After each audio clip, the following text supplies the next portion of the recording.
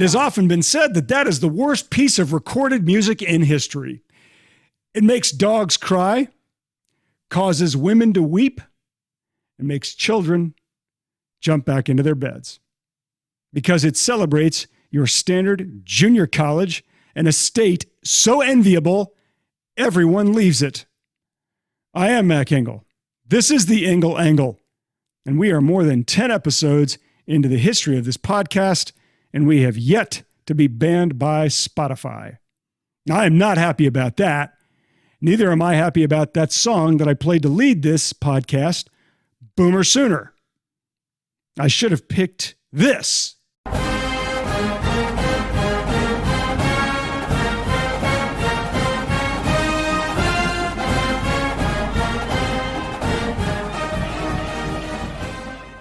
Or maybe I should have picked this.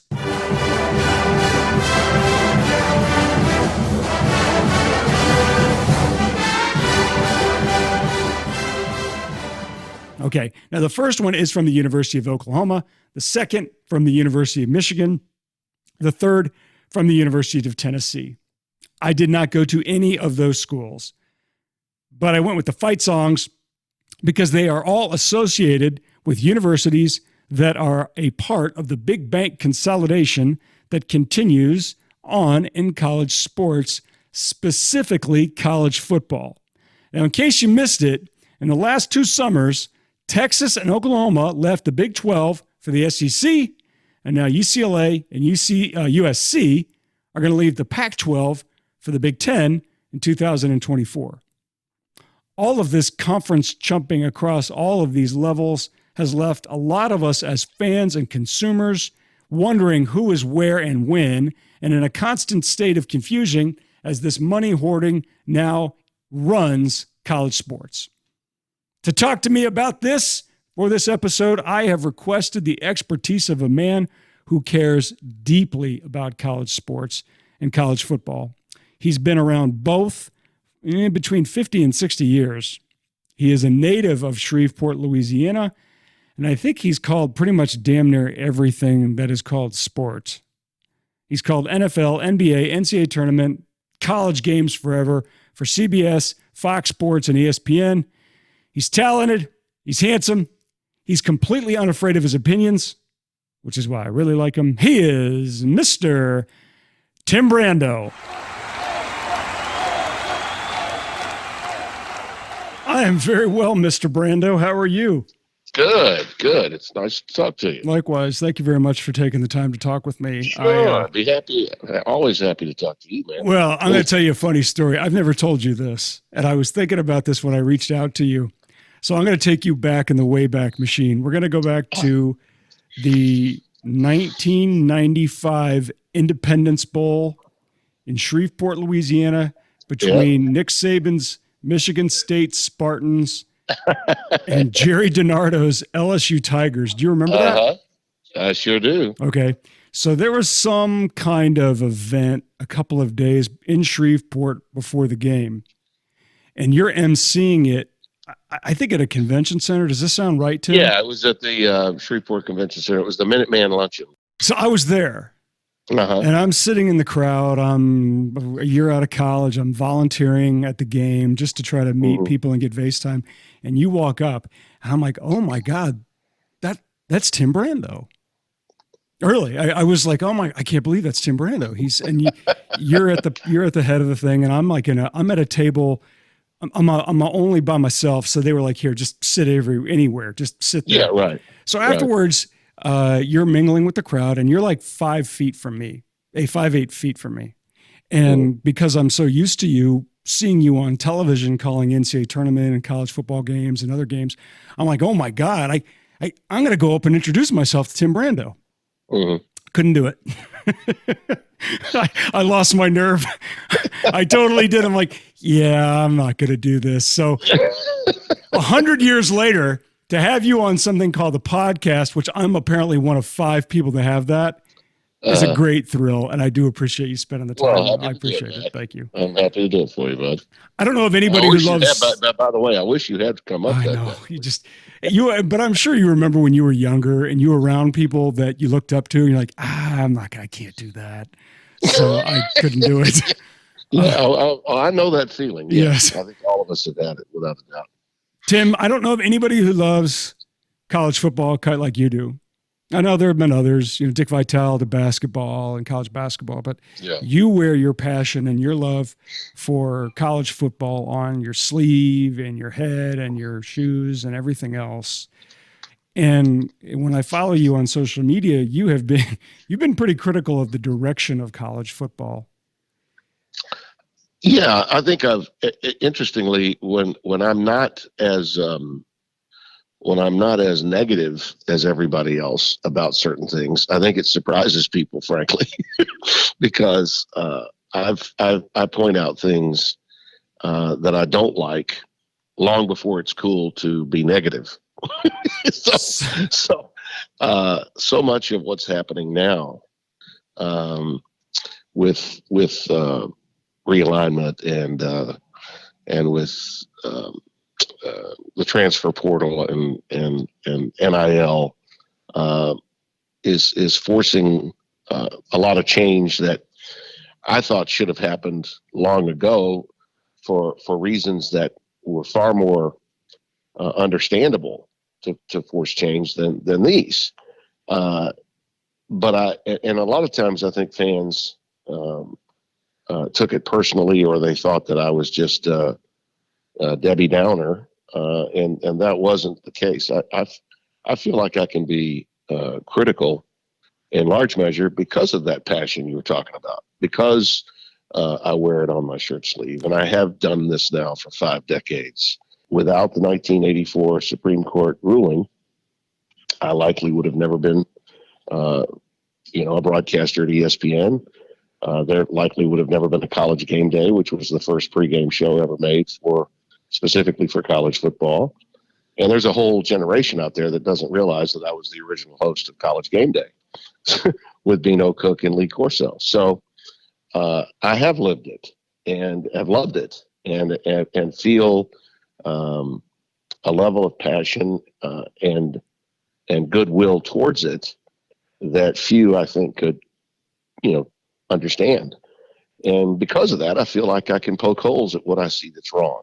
So then, having lived it and having loved it, what do you see that is currently wrong? And just as a heads up for listeners, we are having this conversation after USC and UCLA announced it will join the Big Ten in 2024. Having said all that, what are the holes that you see that are realistically correctable?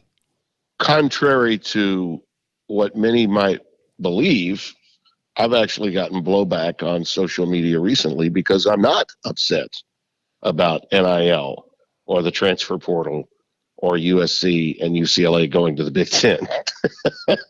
and I think that, blows a lot of people's minds because so much of, again, what I've been talking about for years, universal leadership, the need for a czar or commissioner, if you will, for college football, separating from the NCAA. Listen, the NCAA has been separated from college football monetarily since that 1984 Supreme Court ruling in the Universities of Georgia, Oklahoma lawsuit. Mm-hmm.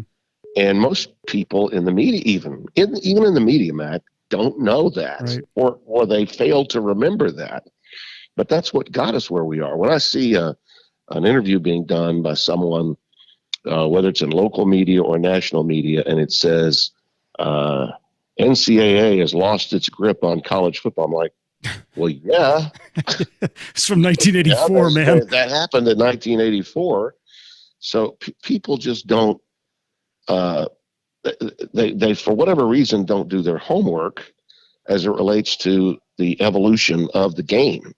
And so much of what you're reading and hearing now about the moves by UCLA and USC most recently about, oh, there's going to be a big two and everybody else is just going to be picking up the crumbs. That is such a joke. You don't buy that.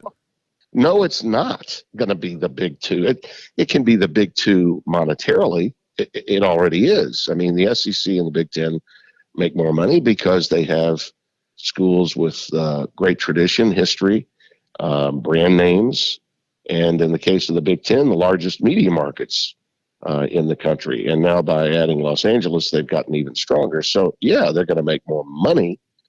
So if you want to call it Big Two financially, yeah, but that doesn't mean that suddenly the Big 12 is done or that what's left in the Pac-12 has no chance. No, there'll still be 60 plus teams playing at the so-called Power Five, if you want to call it that, or Autonomous Five level, and still have a great opportunity. And because of this transformation of power to the Big Ten most recently, and by the SEC a little over a year ago by Oklahoma and Texas, we're going to see an expansion to the college football playoff, which I've been obviously an advocate of. I've been the self-proclaimed antichrist of college football's postseason since I started at ESPN. Okay, and I was that way at CBS. I get How did that work, Tim? Did anybody tell you, hey, shut up, you work for us and we're carrying these games?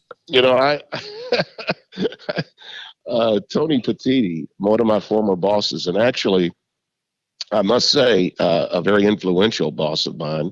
I didn't realize it until I actually went to Fox, but Tony was an executive producer at CBS with me for about half the time I was there. I went to CBS in 1996, and I started calling some games at CBS then. I was also doing the SEC's early window game back then on the syndicator Raycom and Jefferson Pilot.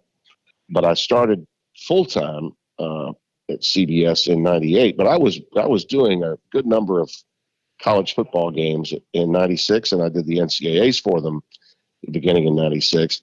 But in 98, when the NFL came back to CBS, Jim Nantz had to move away from the studio, and that's when I moved in to host the College Football Today.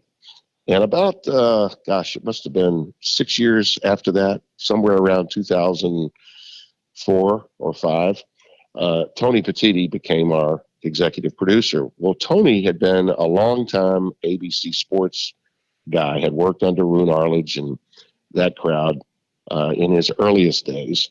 And Tony, with Roy Kramer, the former commissioner of the Southeastern Conference, authored what became the BCS. And he did that before coming to CBS as actually a general manager of the local station, WCBS in New York. Well, I loathed the BCS. I mean, I condemned it from the moment it was put into play. Why did you loathe it? Because the champions of it, hey, this guarantees 1 versus 2, something college football had never had. So right. Why were you a critic of it? I was a critic of it because I thought that they were billing it as when they first put the BCS together, they included all of the bowl games. Okay. Yeah. They said, the bowls that were in alliance with them, the Orange Bowl, the Rose Bowl, the Sugar Bowl. They said, and it was on ABC in the beginning. Okay. And that he was working there when he put the thing together. It was on ABC. And it's the promos were even saying 4 games, 1 champion. And I'm like, what? 4 games, 1 champion? That's just, you're telling people to watch all these games like it's a playoff. And yeah, you got all these bowls, but the only game that matters is 1 versus 2. And who's deciding who's 1 and 2, by the way? Okay. So it still comes down to, some judgments. To me, any championship that's based on a judgment, okay, is similar to an Olympic sport. Figure skating, when the European judge says, you know what, we're just not going to give that that American a break here in this. She's not going to get a 9-8 in floor X. I'm going to give her a 9-2. I just didn't like it. It was not so much that getting the Big Ten and the Pac-12 involved, or at that time, I think it was the Pac-8 and the Big Ten. That was a step. I'll give them that. That was a step. But, it was clearly something that you were trying to trick people into believing was going to be offering, that was going to offer some sort of inclusionary practice, which was not the case. The teams that had the biggest brand, the teams that more people knew a lot about, and even how you go about picking the teams, which they used an arbitrary number of computer polls to go along with. I mean, they had more computers than countries have. IBM, yeah, right. So I just I didn't like it at all, and so here comes Tony Petitti in as my boss at CBS, and I thought, oh my gosh, he's not going to be real happy with me, and I continued to say from time to time negative things about the process. We were finding out all the issues that the computers have, that they in fact were run by fans. Some of these computers were run by fans of certain teams in certain geographic locations. So I took exception to that. And at one point I got so caught up in the studio, and this was about a week or two before the SEC championship, which we had on our air. And we would typically, Spencer Tillman and I would typically go to the game and do it with Archie Manning and Tony Barnhart. So I actually said on the air, well, you can rest assured the Neanderthals who govern the college football BCS, the Neanderthals that govern the BCS, I use that term. Well, that was a little strong even for me.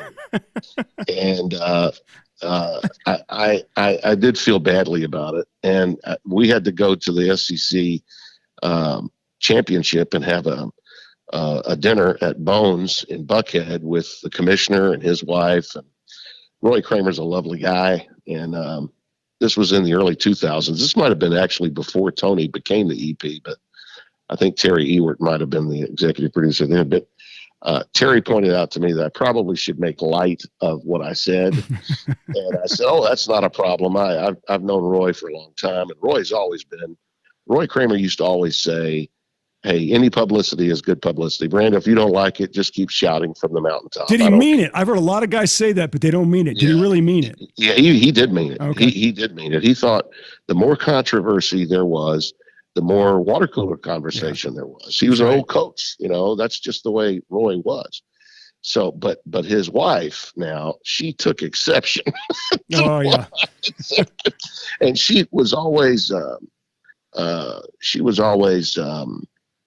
I'm trying to remember her name now, and I can't. Miss Ann, Miss something. I can't remember her first name now, but she was a pistol. I mean, a real pistol, and really thought a lot of me, and always said nice things. But she was mad at me that night, and I got up and I said, before we have the blessing, okay, I just want to, if you don't mind, Mr. Commissioner, and I mentioned his wife's name. I said I would just like to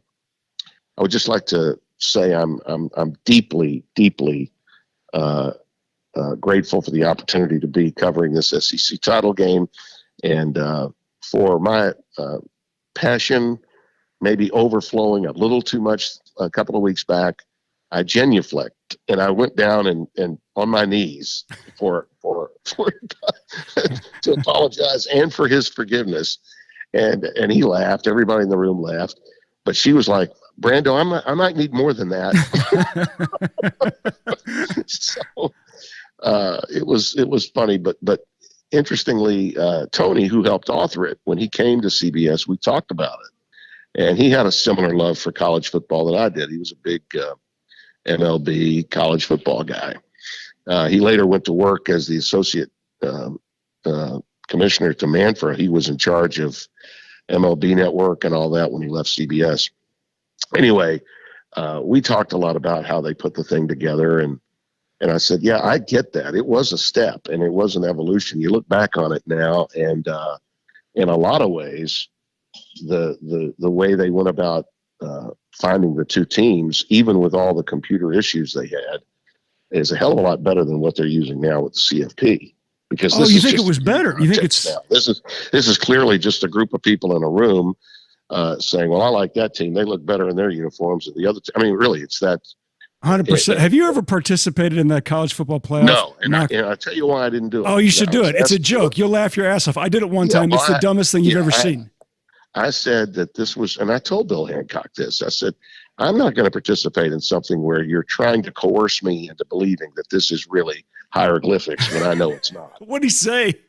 I mean, Bill's a great guy. He just kind of laughed and said, "Oh, Tim," Yeah. But that's really what it was. And I'll never get over it. There's so many young people in the media were just frothing at the mouth over getting invited. Yeah, like, 100%. Hey, look at me. I'm at this thing. And yes, this is really hard. And I'm like, oh my God, the propaganda machine is working overtime. But I really did learn to, in the aftermath of it all, come to an understanding that I was maybe a little bit overzealous in my criticism of the BCS, especially given, the authorship coming from Tony, who I knew cared, and Roy, who I knew cared. I mean, Roy was a visionary. What he did in 1992, bringing in two teams that you wouldn't think were heavy hitters. He brought in Arkansas and South Carolina. Right.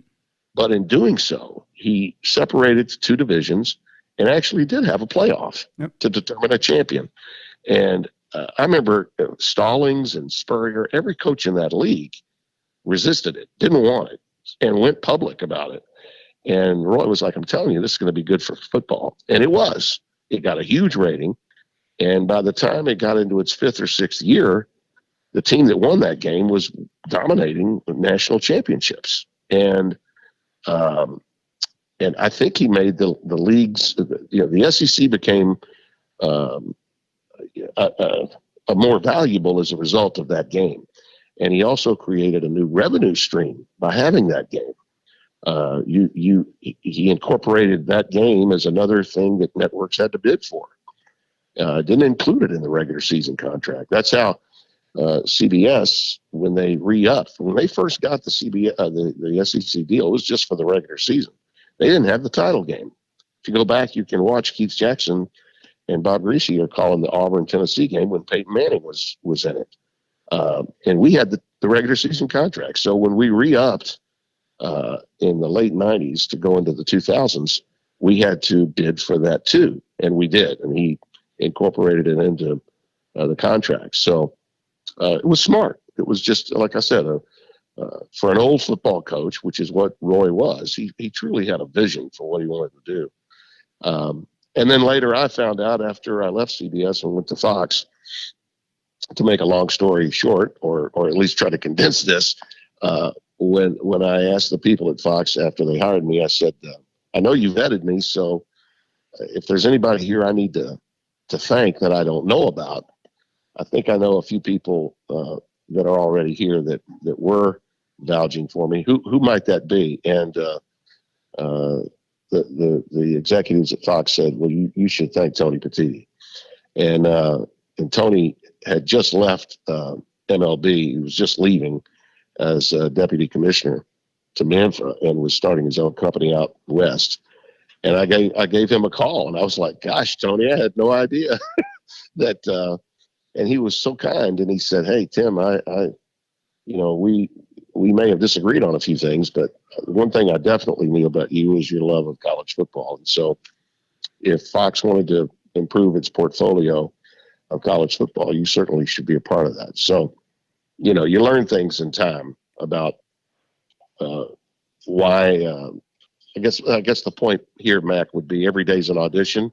Even if you're disagreeing with somebody, every day's still an audition, and you can disagree but still have great passion and respect from those that you disagree with. It's a great line. When you looked at the evolution of college football, and this is my theory, and I want to see what you think about it. So you've been around it for 60 years, and in my contention, college football, more than maybe basketball or some other sports, it already has a line to it that you have about 4 to 5 powers, and they're usually pretty much the same names. And then you might have 8 to 10 other ones that sort of alternate over the years at taking a run at that top 5.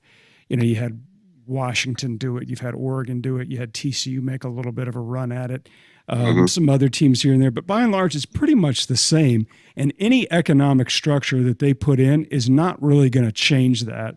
That in the end, Iowa State versus, I don't know, Oklahoma State on a Thursday night really isn't that much different than Kentucky versus SEC or Kentucky versus Missouri on SEC Saturday. Right. Those are kind of the same. And the big ones, Michigan versus Ohio State, UCLA, or pardon me, USC versus Notre Dame, Alabama, Auburn, those are still going to be the monsters regardless. Agree or disagree? Yeah. Yeah. No, that's absolutely true. I think the biggest difference now, though, is the need for the viewer is so much greater now for live sports television than we ever thought it might be. And for years, college football was missing out on its own value. And that's why I have stated and really believed that these moves that are being made, that everybody believes, you go on social media and you'll say, well, this is about ESPN and Fox. They're the ones driving this. And yeah, to a point, we are. There's no question about that. Because it's much more of a television enterprise now than it was before. Fans may dislike hearing this, especially those that are constantly spending whatever they spend on season tickets or PCLs or whatever they buy to see their teams play. But fewer people now are going to games, and more people are watching it on that 65-inch flat screen that they've got at home, particularly post-COVID. That's the case.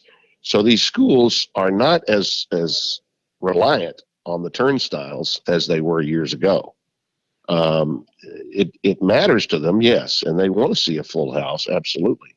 But you're not going to have that today all the time, particularly with what it's taking to live, just to have a nice meal. If you want to go out on a date night, once a week, getting to a football game now and spending what you might have to spend is such that you're like, I think I might stay home.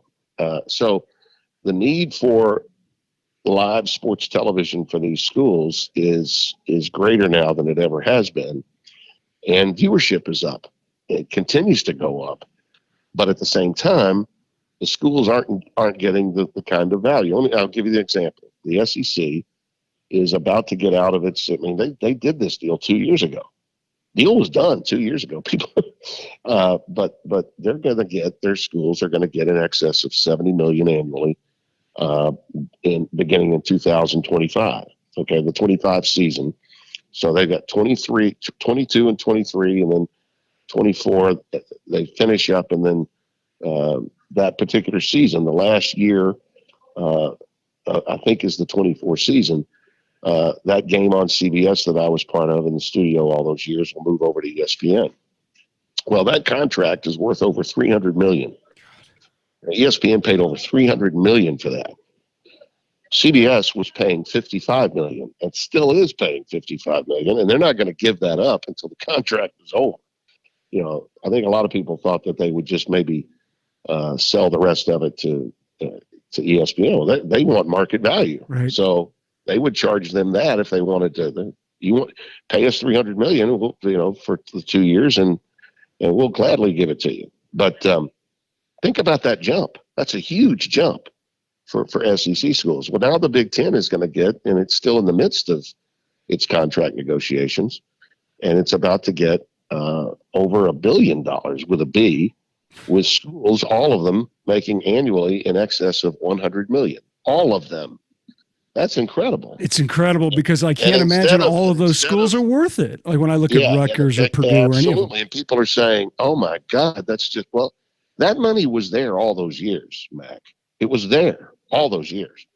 But they did not, the schools did not understand it. They didn't have people in charge that knew what their market value was. Well, now they do. Now you see the new people that are coming into the business now. Yormark was just hired at the Big 12. The man he's coming from working in entertainment and in the NBA and at NASCAR. He understands TV.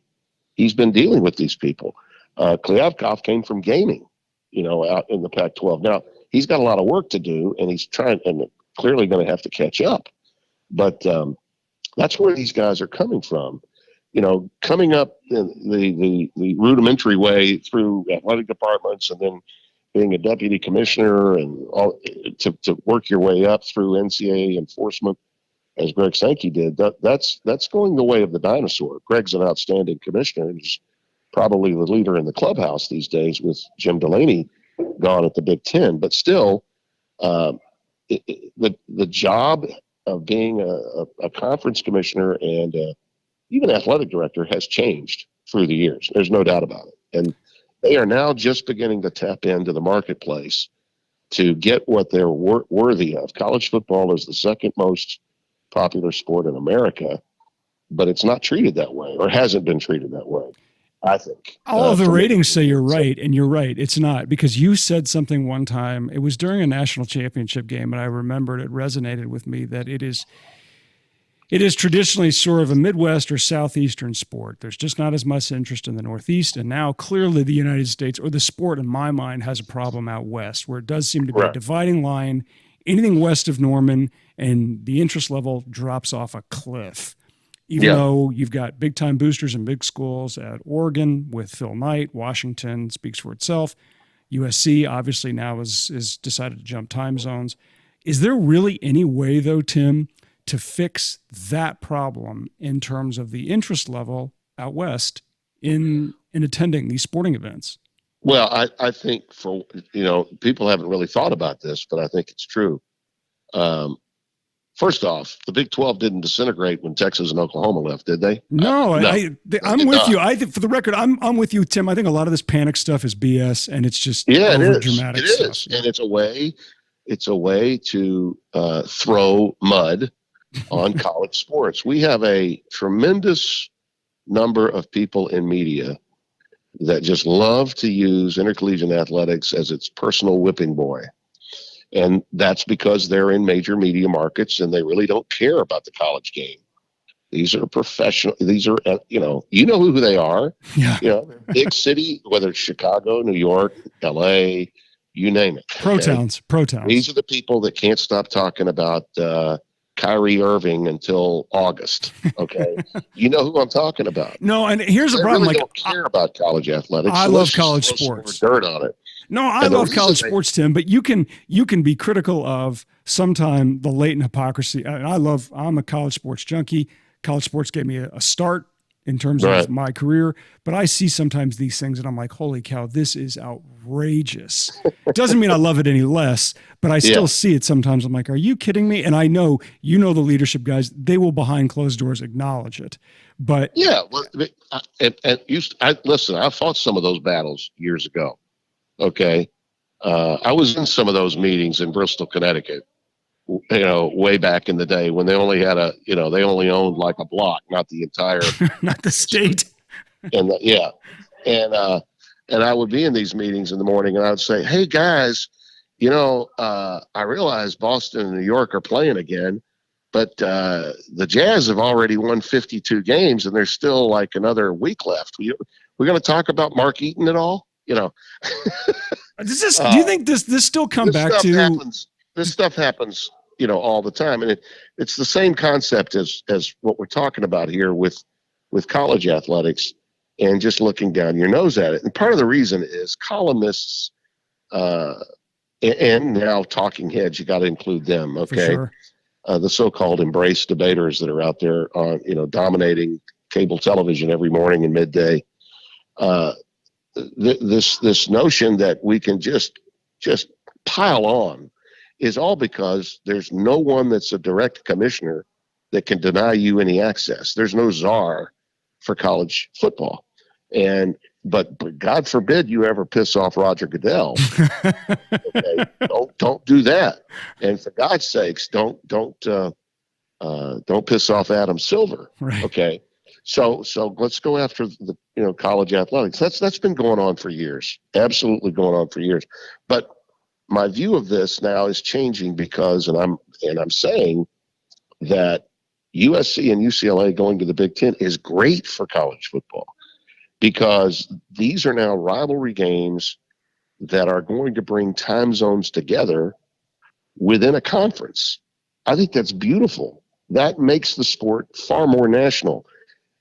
Fans want their games to be regional. I get that. Most people that are upset about all these things that are going on are my age and older. And I'm like telling them, hey, it was screwed up before. We need this. Okay. We need to make the postseason better. And they're like, yeah, but you're screwing with the regular season. I'm like, the biggest myth in the history of college football is that it had the greatest regular season. Do I need to tell you how many blowouts I've all the time? How many scores and highlights of games that were over after the second series I've done? Tons. When Alabama is playing Western Carolina in mid-November, do you think that's good for the game? Yeah. So this myth about we have to protect the sanctity of the regular season of college football is just hogwash. and it has been for eons. So, yeah, this is all good in my opinion. Yes, because we're going to get the money that we need for college football, and it needs it desperately because NIL is not going to go away. And I fully expect that by the end of this year, the end of this calendar year, the people that are in governance of college football, and I still believe that the Pac-12 will be in play and the Big 12 will be. I don't think those leagues are going to disintegrate. They're going to be asking for help from Congress. And I think that you can go to Capitol Hill before the end of the year and get their attention if one party has control of both the House and the Senate. Wow. So what kind of help are you thinking you're going to get? To help streamline what's running amok right now with NIL. This unrestricted free agency with no salary cap is bad, yes. But the genie's out of the bottle. You're not going to put it in. Nope. But you can settle down the waters, get rid of these tidal waves that we've got going on with, players basically, saying, well, I'm going to go over here if I get this much money. We need to get rid of those stories. NIL, by and large, is doing well. It is. You just don't hear about it. You hear about the kid in Miami, or you hear about the kid at Pitt going to SC and, hanging on for more cash. Those stories they're big, yes, and I'm glad they got reported, but that's not really what NIL is all about. I think that in many ways it's doing a very good job, especially for the so-called non-revenue producing sports and for athletes that are competing at the Olympic sports level. It is. So you don't think necessarily and they don't care about it. So therefore they don't know about what's going on that's good. But I do think the players, especially today's college athletes playing football, want their piece of the pie. And with all this money coming in, Mac, we're talking about $1 billion to one conference and almost $1 billion to another. Revenue share is going to come up. And I do think that through revenue sharing, all of the players can get a necessary piece of the pie in college football. And separation from the NCAA will be complete in college football once this is over. And it needs to be. We don't need soccer coaches and Division III coaches determining rules of play in Division I college football. That's been going on for years. How the NCAA managed to do that after losing control monetarily of the game through the Supreme Court, almost 40 years ago, is crazy to me. So we're getting closer to the separation of college football. And with that, hopefully these leaders, these commissioners, all of whom I respect, I think they're well-intentioned, want to do the right thing. Once they can get their circumstances taken care of, their new TV deals intact, hopefully they can work towards the common goal of the construct of college football being totally separate of the NCAA and do what's right for those athletes and build the sport, make it better. I don't think that just because players are getting more than tuition, suddenly it's corrupt and it's the wild, wild west. And that's been going on for years. Now we just know about it and we can work through it. And those players deserve their piece of the pie for what they've been doing all these years.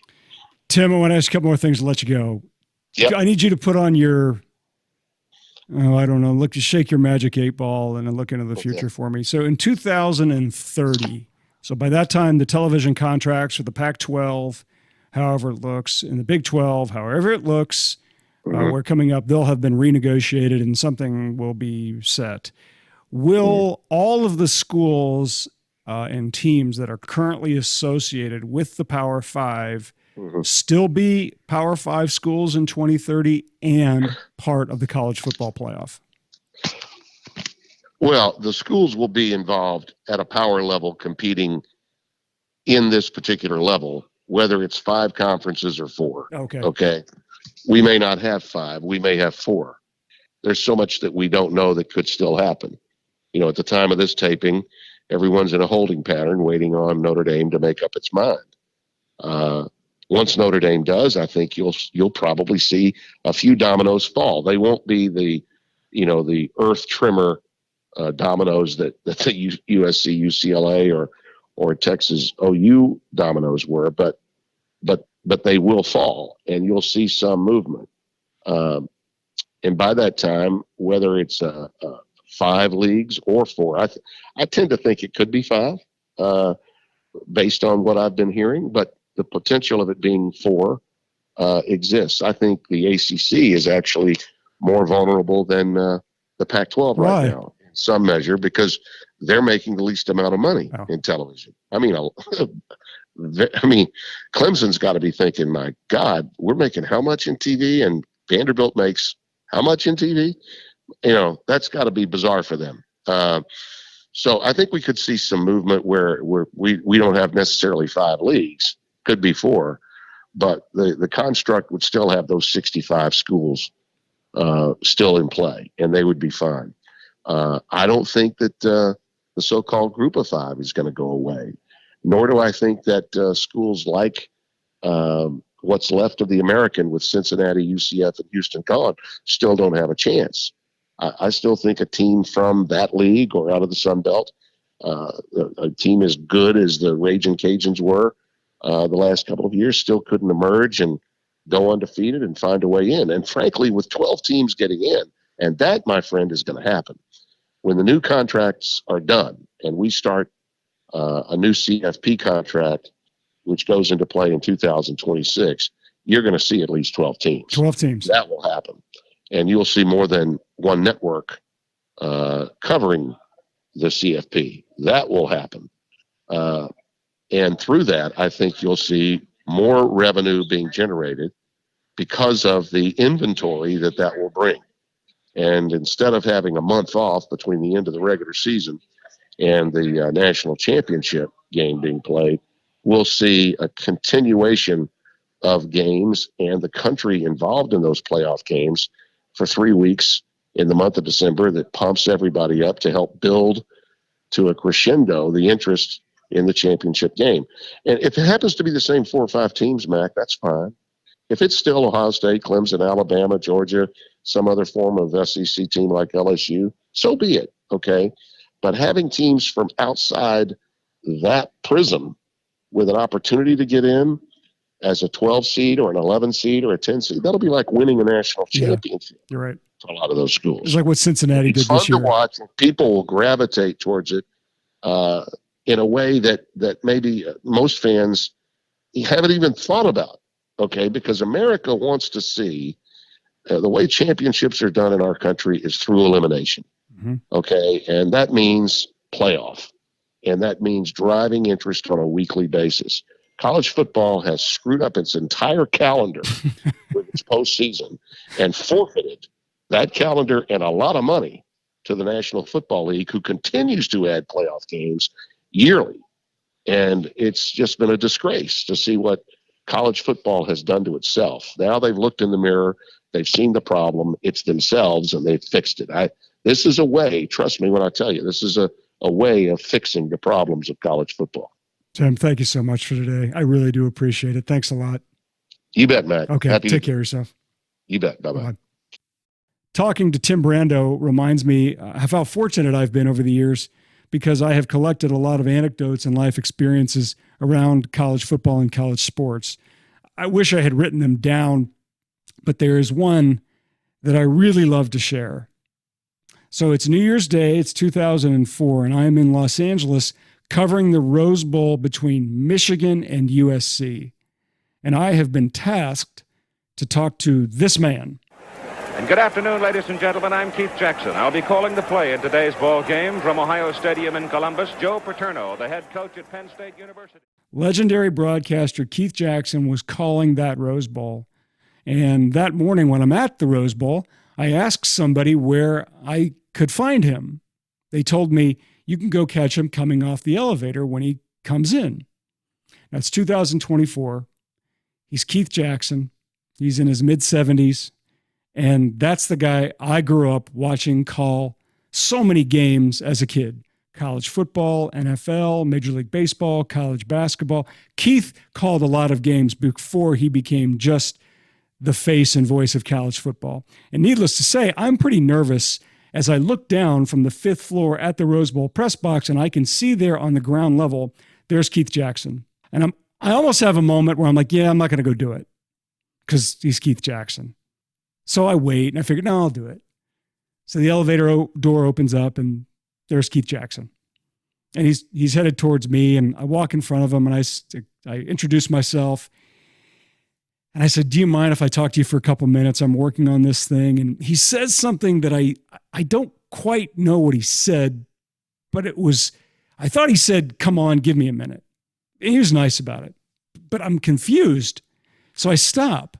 He takes 4 or 5 more steps. He stops, pauses, looks back at me, and he says, come on. And he motions me for me to follow him. So I walk right behind Keith Jackson. He's walking down the hall. I'm at the Rose Bowl. I have no idea where I am in this building. He turns left, and we walk into the broadcast booth for ABC's coverage of the 2004 Rose Bowl. He introduces me to his broadcast partner, former NFL quarterback Dan Fouts. And Keith says to me, what can I help you with? And it's me standing between Dan Fouts and Keith Jackson the morning of the Rose Bowl in 2004, overlooking the San Gabriel Mountains. And I'm in a moment of disbelief. I'm like, wow, I can't believe I'm standing here. And we talked for a few minutes, maybe 5. And he couldn't have been any more gracious. He's such a nice man. And normally in these interviews, you ask a few questions, you thank the person for their time, and you leave. Almost never does the person, certainly of that stature, really engage you. It's more like, ask me your questions, I'll be a pro, and we can go about doing our jobs. I thank him for his time, and he says to me, Keith Jackson says to me, he says, so how's everybody down in Fort Worth? I can't do that accent. I'm not even going to try.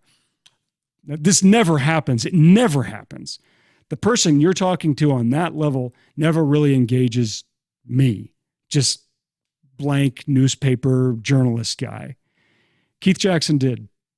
So we talked for a few minutes about Fort Worth, and he tells me a story about the late Ben Hogan, the PGA Tour golf legend whom he knew personally. And in another minute or so, I thanked him again, and I told him what a great admirer of his I had been for so long. He shakes my hand, and with great sincerity, he looks me in the eye and he says, thanks, Mark. 4th and 5, the national championship on the line right here. He's going for the corner. He's got it.